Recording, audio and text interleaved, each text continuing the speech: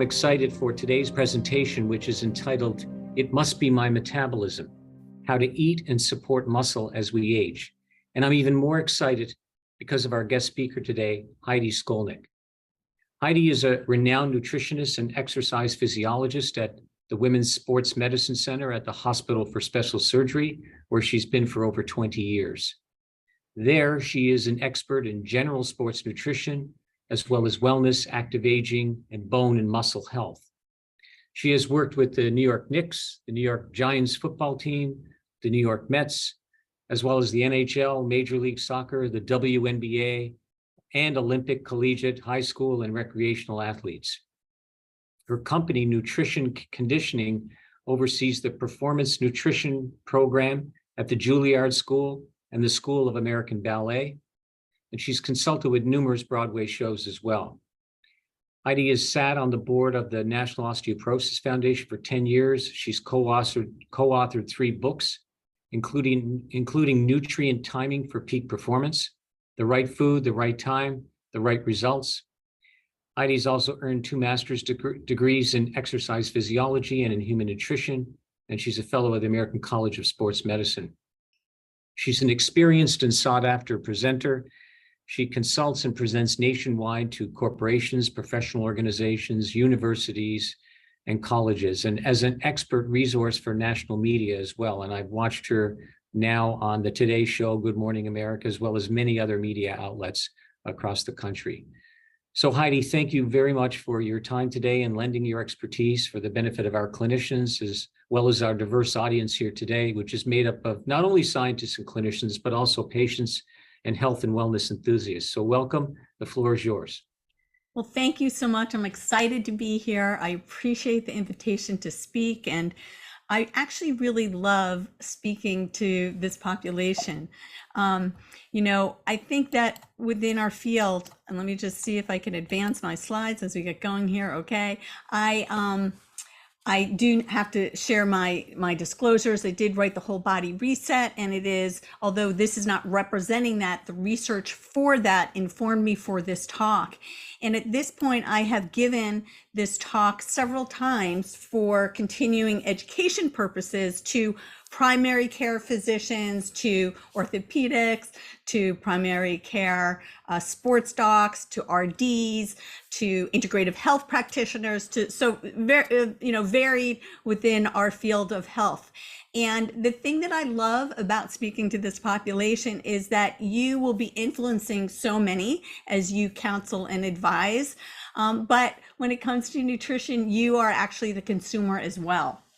And so this talk is not just for you as you practice and share the information with your patients and clients. This talk is actually for your own benefit as well. So today we are going to go over dispelling the myth of altered metabolism and weight gain with age, define anabolic resistance as it relates to the aging body, recognizing the role that muscle maintenance can play in health outcomes, identify dietary strategies to help maintain muscle with aging, specifically the amount and timing of protein intake.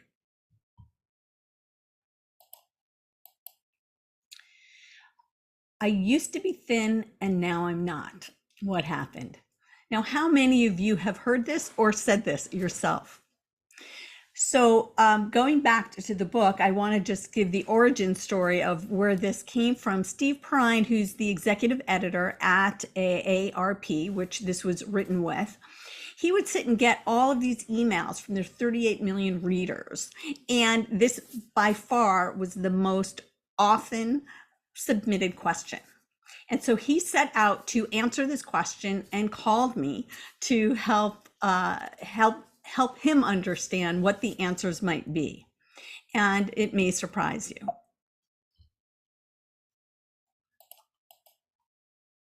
So to begin with, metabolism. Even when I began this, I too thought, well, our metabolism slows down as we age.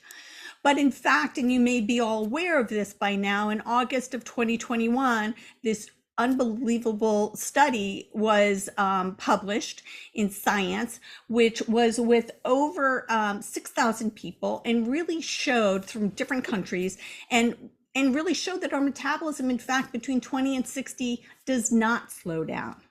So it is not because our metabolism slows. Our body knows very well what to do through the years. And so if it's not that, then what is it? So what does begin to happen is that starting around 30 to 40, we begin to lose muscle. It is a natural part of aging. We lose a little less than 1 per year, although some may lose up to 3% per year, starting at middle age and on.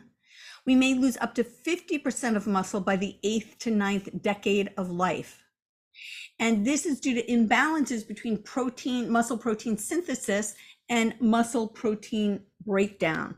Now, muscle protein breakdown may be due to inflammation, and muscle protein synthesis has more to do with anabolic resistance, which is what I'm really going to focus on today. Well, actually, both of them. And our bodies just do not respond the way to nutrition and exercise as they did when we were younger. And so what happens is when we're younger, and y'all have experienced this, right? You drink a glass of milk and all of a sudden there's this muscle. We're in a muscle building phase of our lives. And so you exercise, you eat, and there you go, you build muscle. Muscle mass is maintained, or in fact, we add muscle. But as we get older, our body goes, 8 grams of protein in a glass of milk, that's nothing, right? I need more. And so that same stimuli doesn't result in the same outcome. We have other things going on, right? There's more reactive oxygen species going on. We have more dysregulation of intracellular signaling going on. We don't respond the same to the nutrients that we get. And we just also most likely are not as active. Even though people say I'm just as active as I was when I was younger, the chances they really aren't. And so what that results in is greater breakdown than buildup.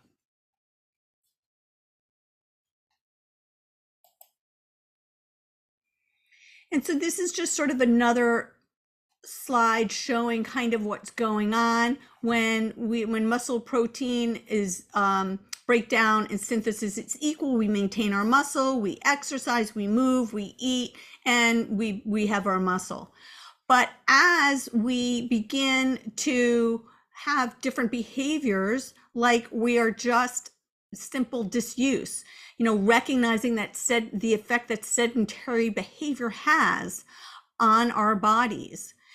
So this is voluntary inactivity, and there's just a decrease in physical activity, muscle unloading, short-term illness, and that reduces that load, and not eating well really that can create an anabolic resistance. And now we are breaking down and we're not building up.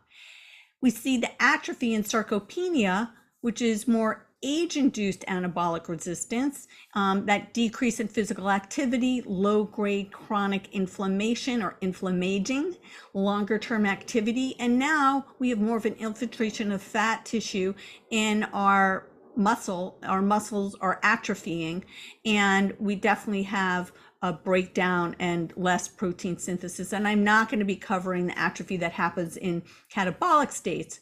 But what's really important to really recognize here, as you as a healthcare provider, is to recognize that movement is a vital sign, right? To really question and understand what is going on in someone's 24 hours, and are they moving?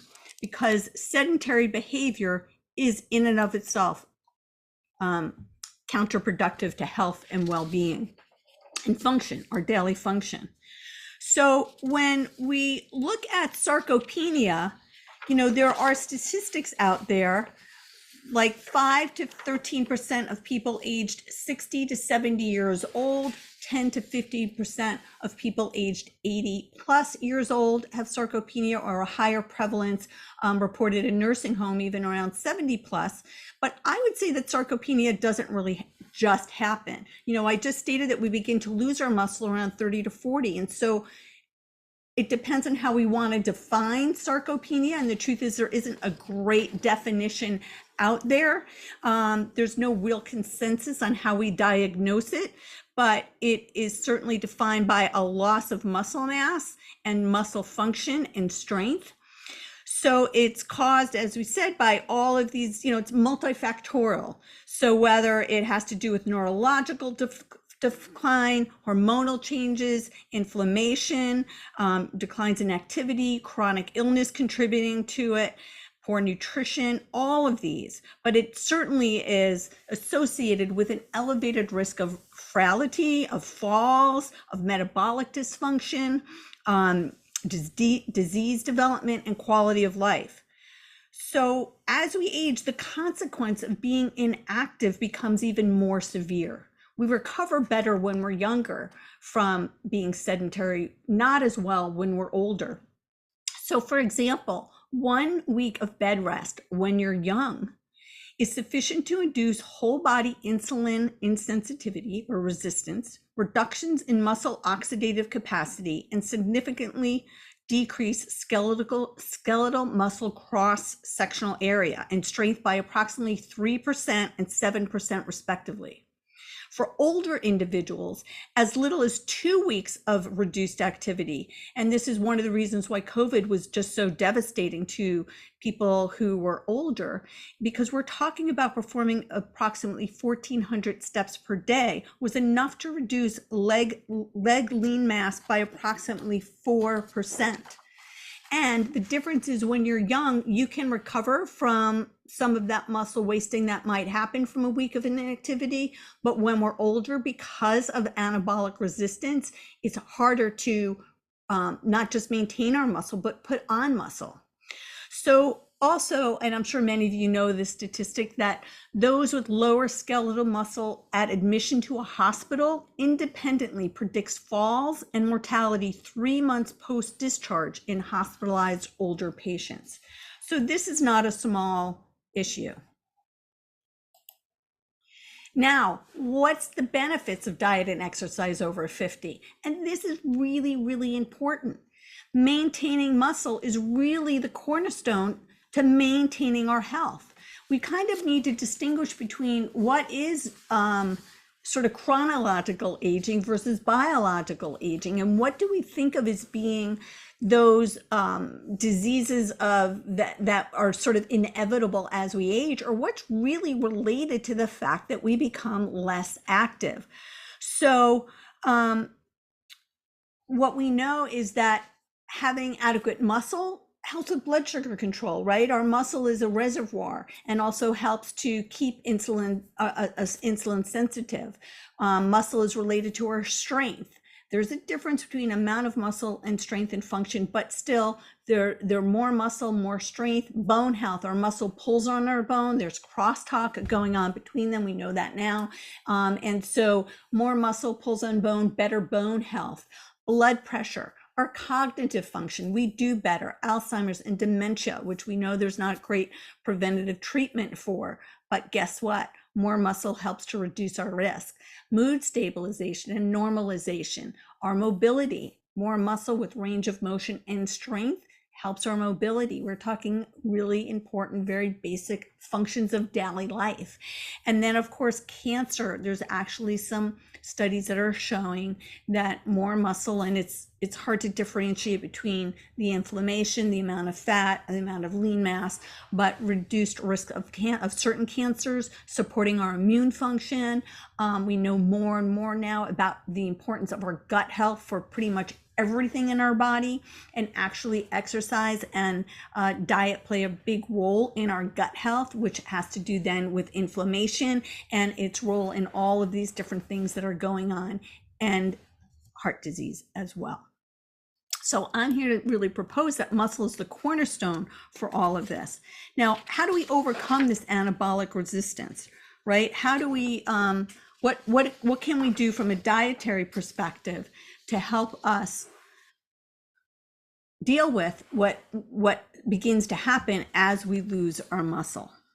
And it has to do with protein dose response and protein timing.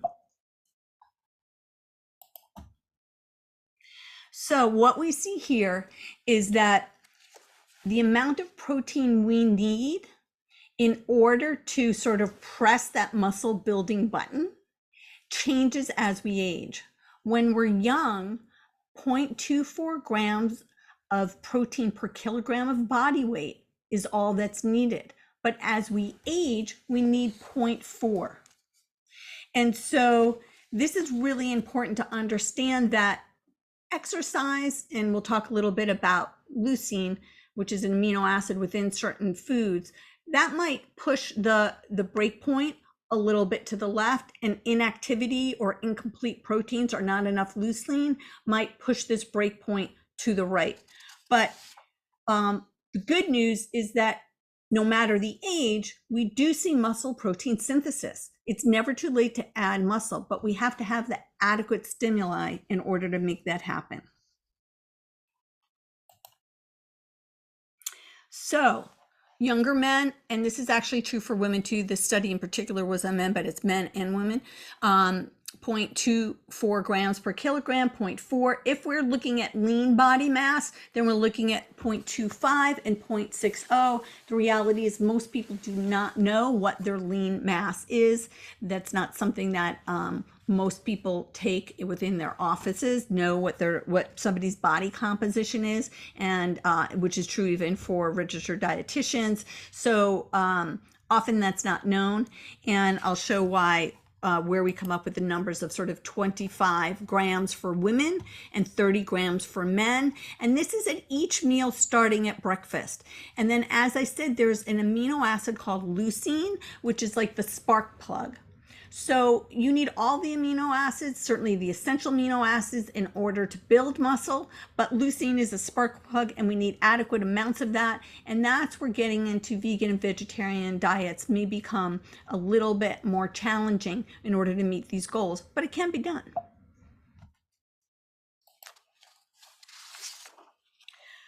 So this is sort of showing here, if you're a little smaller, you need a little bit less. If you're a little larger, you need a little bit more, though it depends if you're larger because you have more lean mass or you're larger because you have more adiposity. So if, when we look at this 25 to 30 grams, this is that 140 to 170, a little bit more, 180. This general recommendation of 25 grams of protein per meal to 30 grams of protein per meal does capture the majority of the population.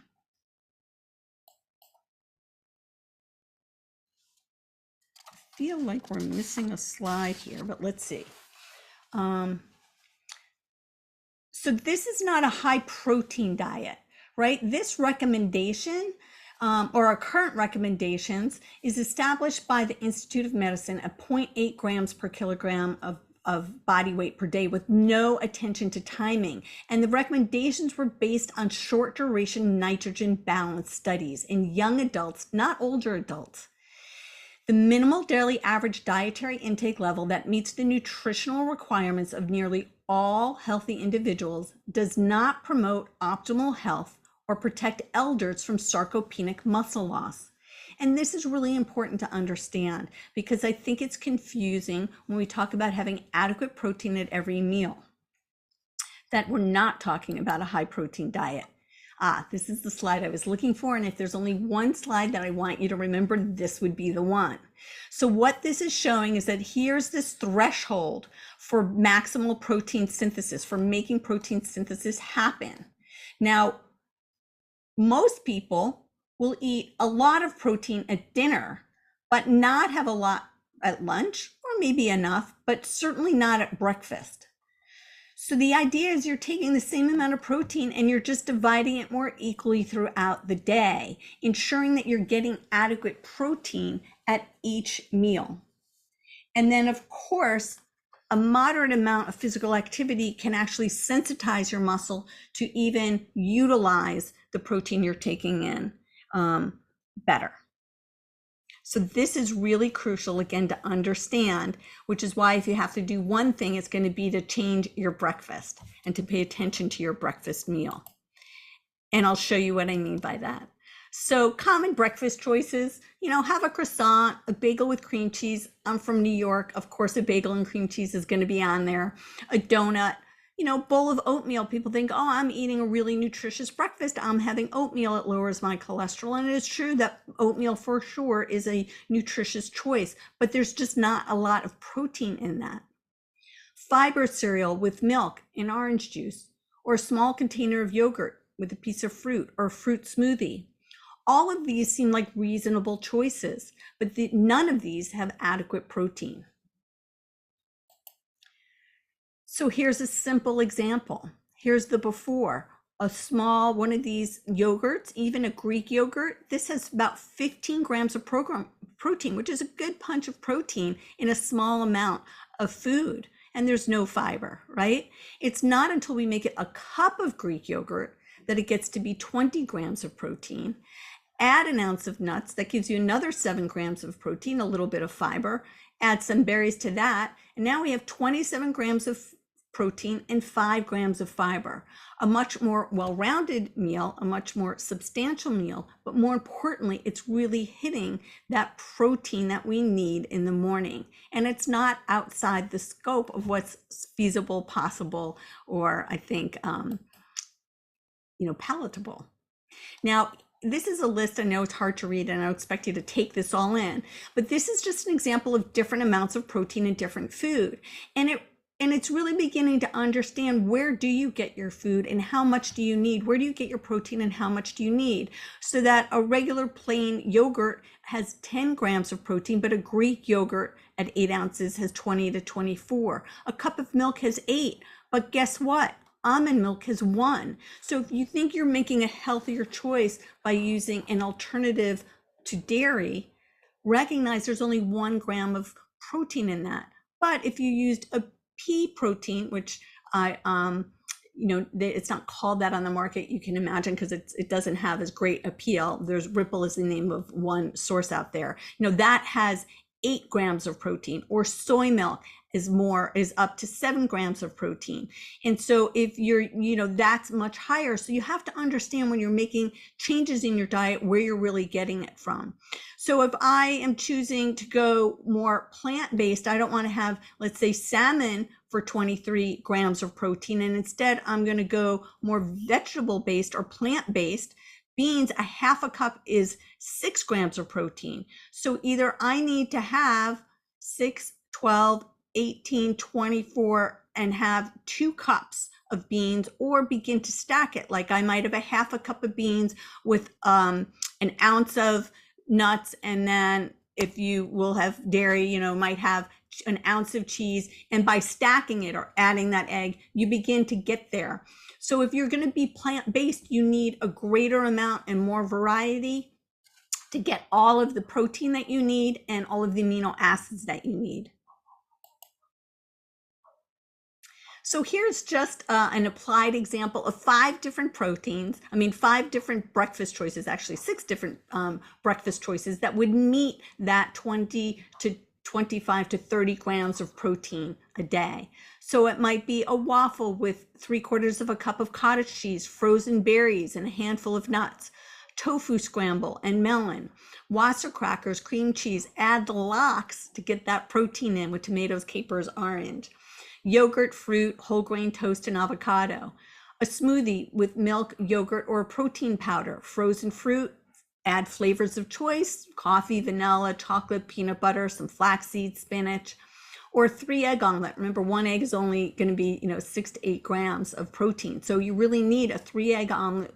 Add vegetables if it suits you, roasted potatoes, fruit or salad, might add some cheese. These are different ways. Now, for some of you, you might be thinking, that's a lot of food. I can't eat all that. And yet, I can't eat that much in the morning, but what's that medium frozen skim milk coffee with pecan swirl? This is 680 calories. None of those other breakfasts that I just showed you had that many calories. It has way more nutrients. This is 9 grams of protein. There's no fiber. It doesn't get you close.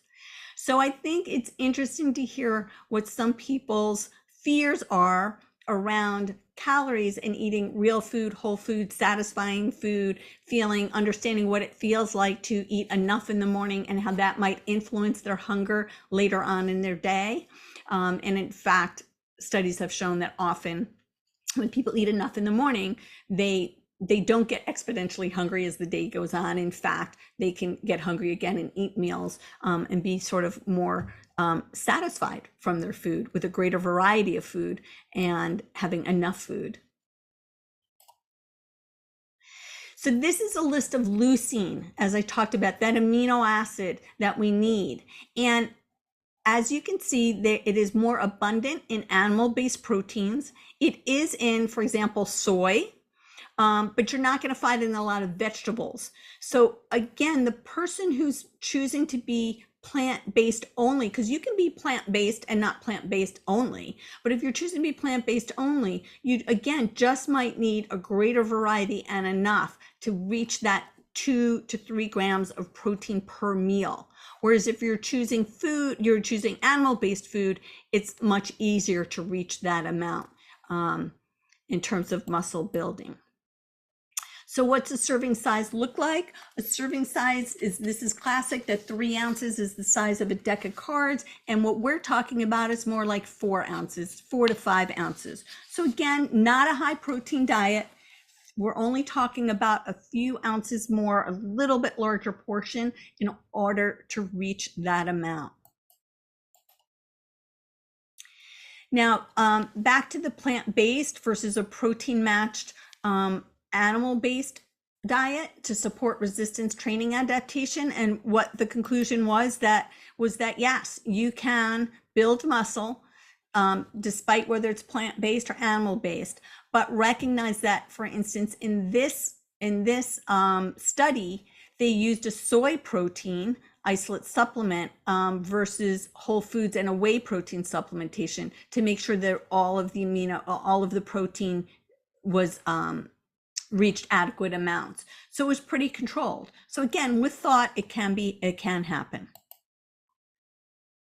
Now I wanted to talk about all of the different diets out there and the diets du jour. And I think this is important to understand because your patients and clients are going to come to you with questions about all the different diets out there. And this could be a whole different talk for another time. So I'll try not to go too far down the rabbit hole.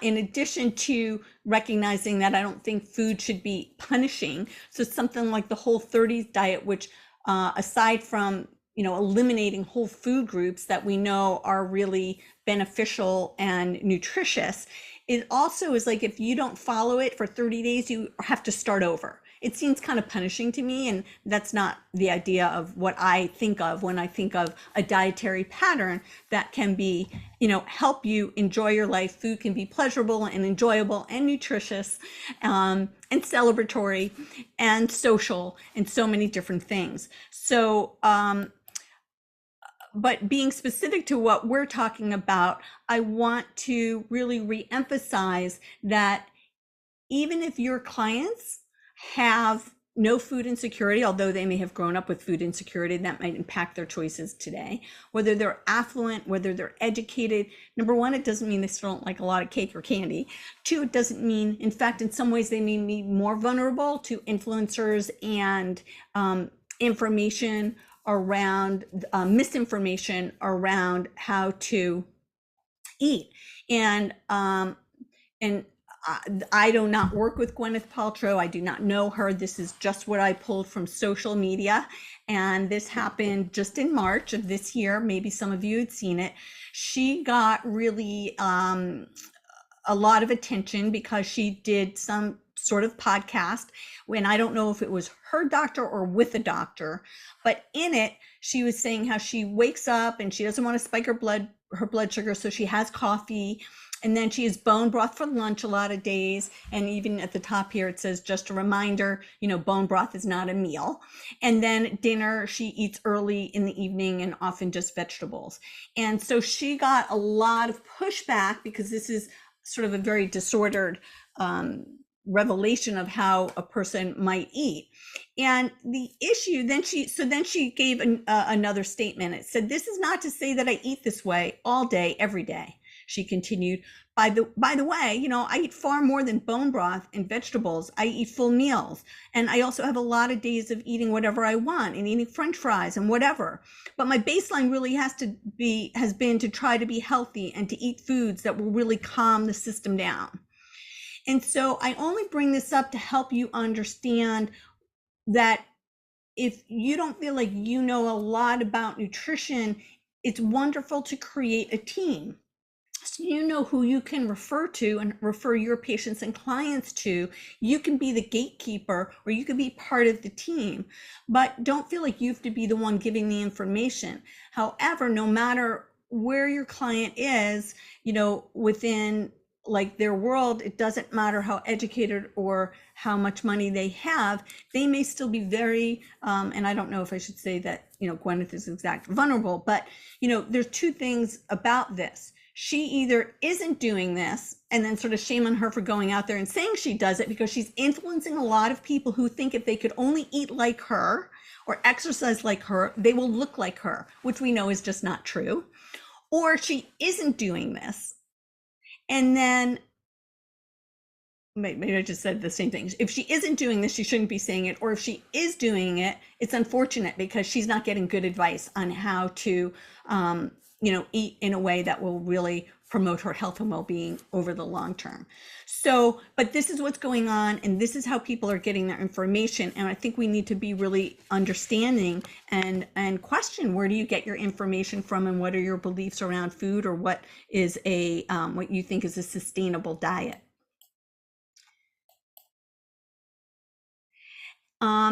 Intermittent fasting, so many people, it's so popular, a lot of forms of intermittent fasting out there. Some people do time restricted eating within a day. They might try to eat within a 5-hour window. They might try to not eat for 1 or 2 days and then eat on the other days. So there's lots of different variations. In this study, what they looked at was intermittent fasting within a time restricted eating, and they controlled for calories for both groups, one that was on a more standard throughout the day and the other that was in this time restricted. And what they found out was, lo and behold, when controlled for calories, both groups lost the same amount of weight. But the secondary outcomes, and this group understands secondary outcomes to look at not just the headline, but that when you lose weight, you lose both lean mass and fat. That no matter how you lose weight, that's going to happen. But in this study, what it showed was that typically 30% of your weight loss is from loss of lean mass. In this study, lean mass accounted for 65% of the weight loss in the time restricted eaters. And since it is so hard to maintain and put on weight, that's a terrible outcome, right? The amount of lean mass also correlates with the amount of weight regain. Now, our goal, I'd love to shift the goal. First of all, I'm not one to really propose weight loss per se, but weight loss isn't the goal. It's muscle retention that's important, right? Not weight loss. You might want to lose fat, you don't want to lose muscle. And so whatever you can do to manage that is what's really important for your health and well-being. And then additionally, even well-known diets that have lots, of course, they support a Mediterranean style of eating. But the thing is, even the Mediterranean diet doesn't acknowledge what happens as we age with the amount of protein. So it's a great pattern of eating, but it doesn't talk about getting protein in the morning. And the thing about this idea about this protein timing, it doesn't really matter if you want to do Mediterranean, if you want to do DASH diet, if you want to do, it's hard to do intermittent fasting because you're missing that morning meal. You want to be vegan or vegetarian or, plant-based, but also include animal, whatever style of eating you want, you can do, making sure you're getting in that adequate protein with each meal. And so it allows for flexibility. You choose which foods you like and move on from there.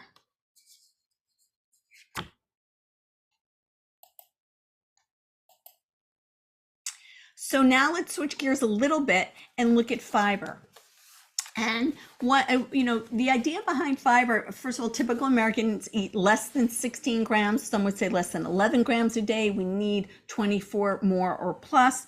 We talked about how inflammation is one of the things that interferes with muscle building, or accelerates muscle breakdown. And so fiber has a role in this, and I'll explain how.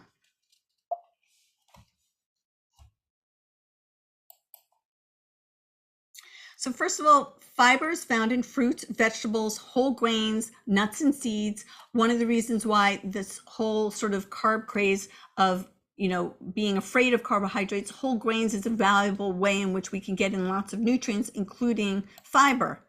And fiber helps us feel full. It's often found, it is found in nutrient-rich foods. It helps with digestion and stools, helps stabilize blood sugar, helps lower cholesterol. But perhaps the most important thing that fiber does is it helps with our microbiome. And of course, this talk isn't going to go in depth into the microbiome, but we all know that its importance. We're learning more and more and more about the microbiome and its role in many things, including how we absorb nutrients and utilize those nutrients.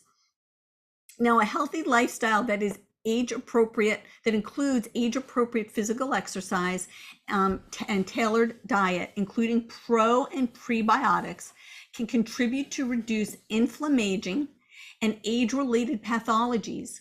These last strategies are totally doable and should be pursued at the population level. So human aging is characterized by a chronic low-grade inflammation, and this phenomenon has been termed inflammation. And so what we can do to reduce that is really helpful and important. So pre and probiotics, which are fibers, and the gut microbiome. So our gut microbiota composition is associated with biological age, not our chronological age, right? So as the gut diversity is inversely correlates with biological age, but not with chronological age. So as we age, it becomes less diverse. But if we are seen as being biologically young, we will have a more diverse gut. All of the flora will be more diverse. And there was so much emphasis for so long. Oh, let me just talk on this first. So this is sort of looking at the dysbiosis that can happen, that if we keep a rich microbiota, that the signaling pathways helps for that balanced immune response, healthy aging versus inflammation, degeneration, and unhealthy aging. I think that's good enough to explain that. So we heard so much about probiotics for so many years. I think that the idea of understanding the difference, and I think we even might find that there's postbiotics and so much more is to be learned. But the idea is that a probiotic, you're adding a living organism to your system, right? With yogurt, it's filled with these probiotics that, lactose, bacillus, and trying to differentiate all of these. And we are adding some healthy bacteria to our system.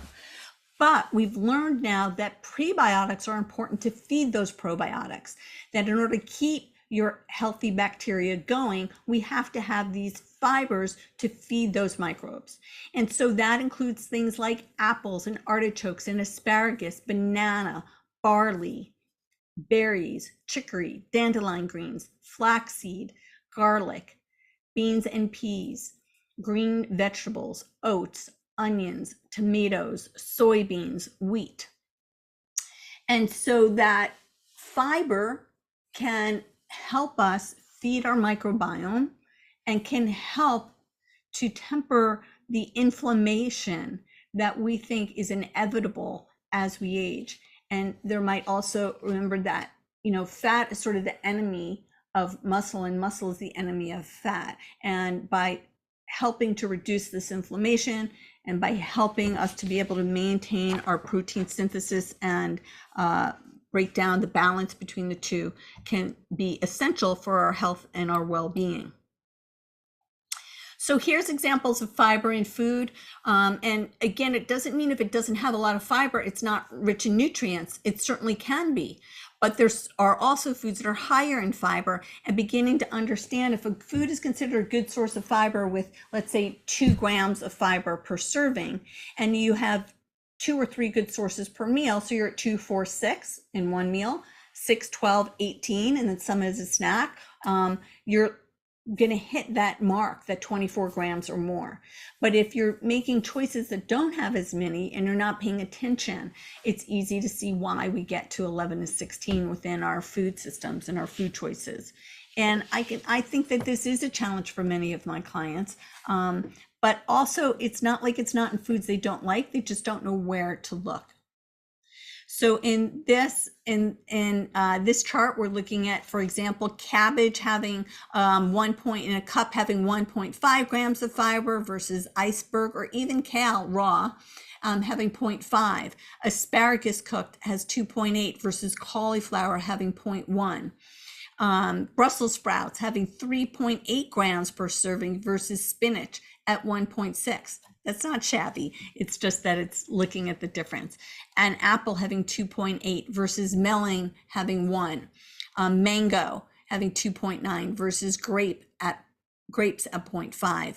Black beans, a half a cup, 6 grams versus chickpeas at 4. Both are really good. I said over 2, so chickpeas are great as well. Whole wheat bread, 1.5, white bread, 0.6, Cheerios, 1.25 cups, 2.5, Rice Krispies, 0.3, flaxseed, a tablespoon, 3.3, sunflower seeds, a tablespoon, 0.5.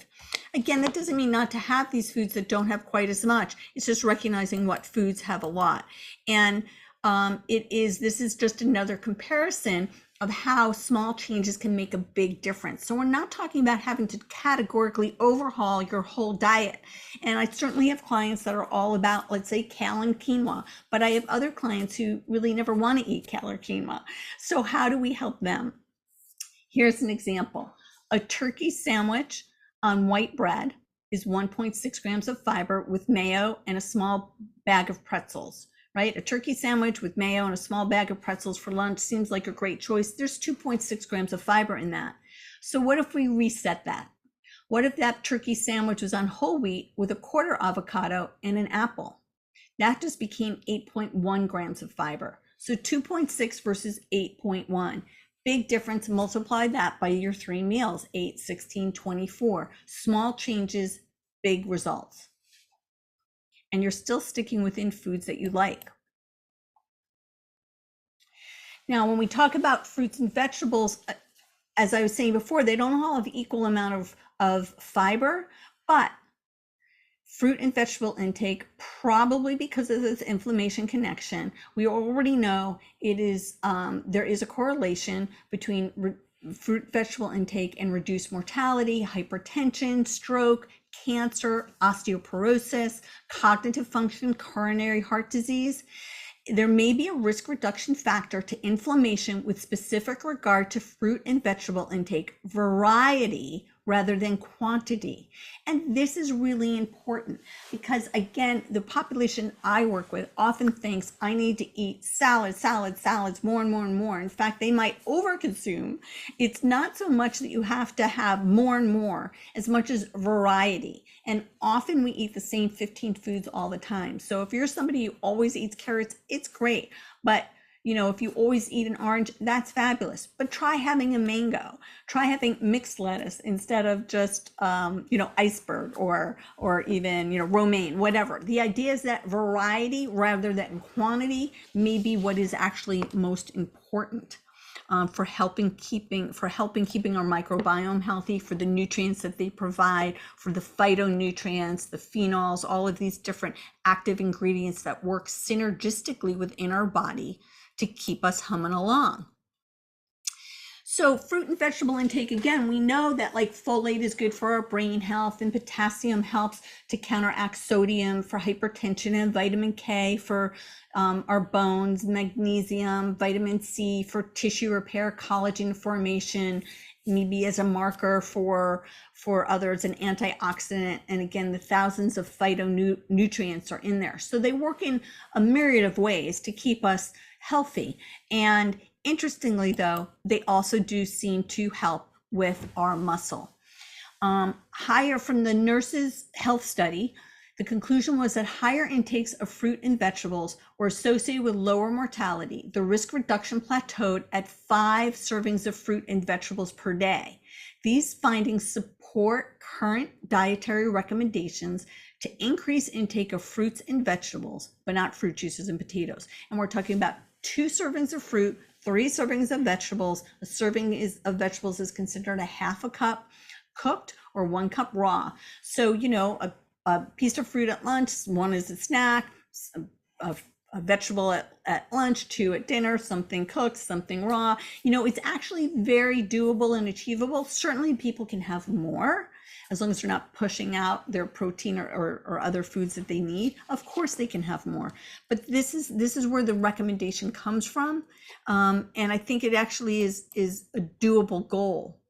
Higher serum carotenoid levels predict improved muscle strength and bone density among older adults. Fruit and vegetable consumption has also been found to improve physical function and walking speed while reducing walking disability and frailty among elders.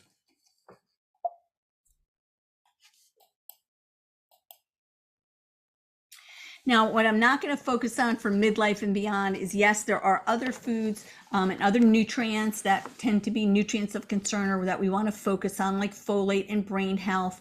B12, we lack intrinsic factor. Being on a multivitamin that includes B12 is probably a good idea. We just don't absorb it as well as we get older.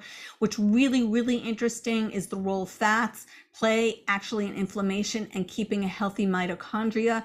That's really one of the areas that I find most intriguing as we're learning more and more about how to maintain our muscle and our muscles function. Vitamin D and calcium.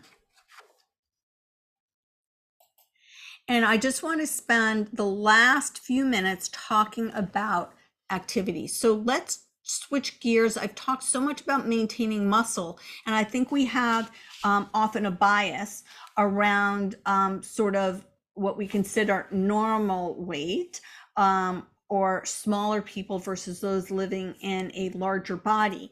But normal weight obesity is really an issue, and it's underdiagnosed and it's understudied. So that's when somebody has a normal body mass index, but a high body fat percent, which is another reason why BMI is just not a good indicator of health or well-being. We have people who have higher BMIs who are very healthy, metabolically healthy, might have adequate muscle, might have genetics that predispose them to a larger body, but it does not mean they are unhealthy. And based on their activity and all of those other parameters. But when we're talking about normal weight obesity, there's an estimated 30 million Americans that fall into this category. They have an increased risk for cardiometabolic morbidity and mortality. And their changes in body composition, inflammation, oxidative stress, is greater compared to normal weight lean individuals.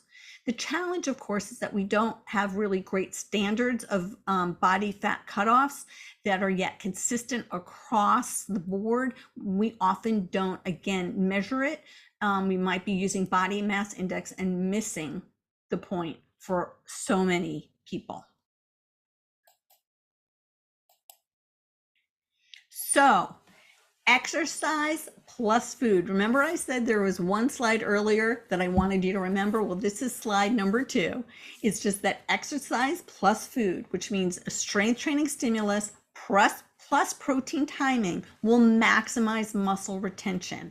And this is where it is at. This is key. And when somebody goes to the doctor, often the doctor might even ask, are you exercising? And the person goes, yeah, what do you do? Well, I walk several times a week, or I bike, I bike, I have a Peloton, or I'm out there cycling, I take spin, but they don't ask about strength training. And cardiovascular exercise, of course, is important. It's not one against the other. We need both. And we need that strength training to cause that stimulus and to really help not just maintain, but even build our muscle. And the good news is there's no time in which this cannot be helpful. So remarkably, Physical activity and exercise are well-established countermeasures against muscle aging and have been shown to attenuate age-related decreases in muscle mass, strength, and regenerative capacity, and slow or prevent impairments in muscle metabolism. So this is this is showing how exercise can help maintain muscle. This is a 40-year-old triathlete, as cross-section of quadricep. This is a 74-year-old man, shows the adipose tissue and muscle atrophy. And this is a 70-year-old triathlete. Looks very similar to that 40-year-old. I have to say I've seen a lot. Often they're still a little less than at 40, but pretty remarkable. And really, again, it is not inevitable that we lose muscle as we age. There are things we can do to counter that and to maintain our muscle and our function as we age. So the training-induced changes in muscle mass and nervous system function leads to improved functional capacity during activities of daily living. So whether it is that you want to, I might just want to climb the stairs and you might want to climb mountains, recognize that whatever your goals are, including resistance training, is really essential.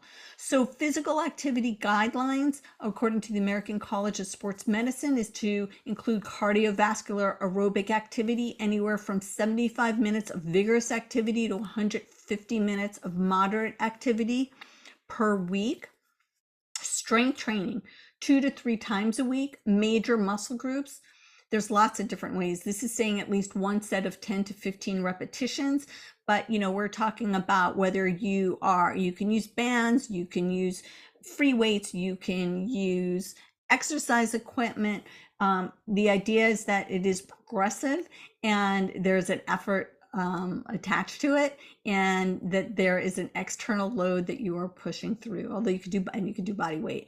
And then balance training, more days than not, whether it's a balance activity, dancing, Tai Chi, yoga. Now, this isn't really related to your maintaining muscle.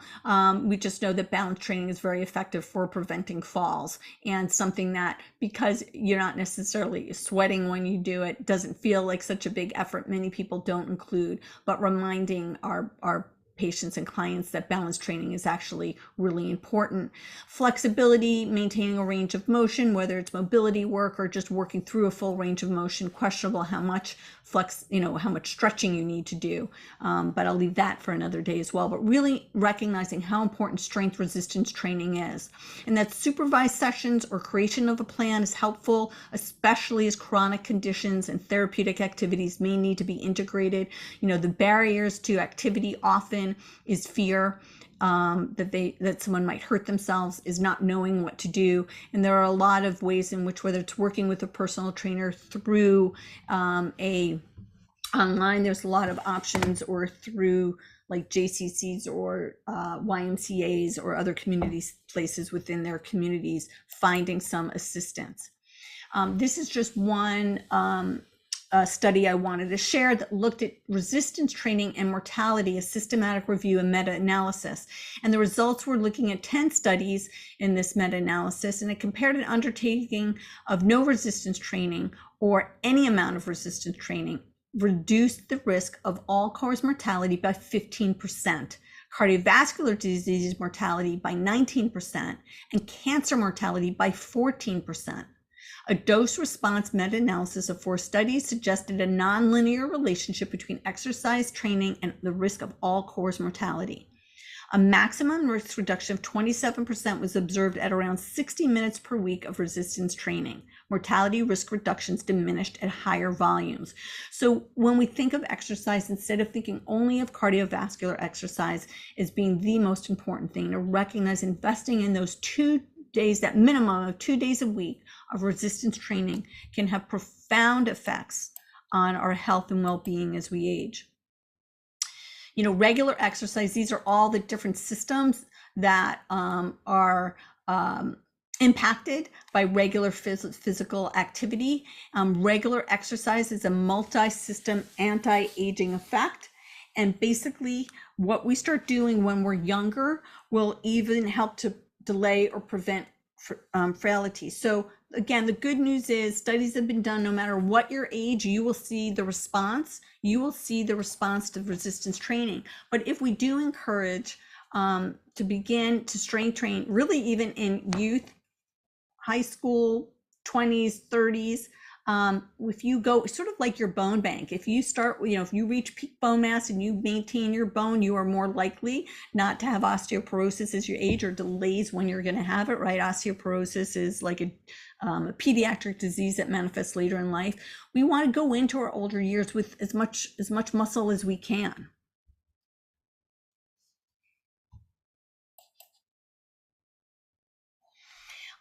Would you want a drug that does all of this, free of charge and safe for children? Improves strength, improves endurance, helps control weight, reduces anxiety and stress, increases self-esteem, improves concentration and attention, can improve blood pressure and cholesterol levels, improves academic performance, healthy muscles, healthy bones, now available everywhere, and it's called physical activity. So key takeaways: metabolism does not significantly change by age 50 or 60. Let me just put a little caveat on that. If we've lost a lot of muscle, our metabolic rate may become lower, but it's not because our metabolism isn't working, it's because we have less active tissue. Loss of muscle mass is a little less than 1% per year after age 40. Anabolic resistance occurs with age. 25 to 30 grams of protein is needed at every meal to overcome anabolic resistance. Fiber is helpful to keep the microbiome healthy. Aim for 6 to 8 grams per meal and 2 grams or more per snack. Fruits and vegetables help in many ways to reduce mortality and risk severity of chronic diseases. B12, calcium, vitamin D, folate, and fats are all areas of concern. Strength resistance training is essential to maximize muscle and function. I want to remind you that what you do now will determine your vitality 10 years from now or even longer. So when you're not motivated for your today self to get up and move, think of yourself in 10 years and do it for that person. Thank you again for giving us your time tonight. And thank you so much to everyone who listened. And you spent a lot of time with us here tonight and gave us a lot of fantastic information. So we really appreciate that. And now it's time for you to go eat some protein. Time for dinner. Yeah. Take care, Heidi. Thank you. Bye-bye.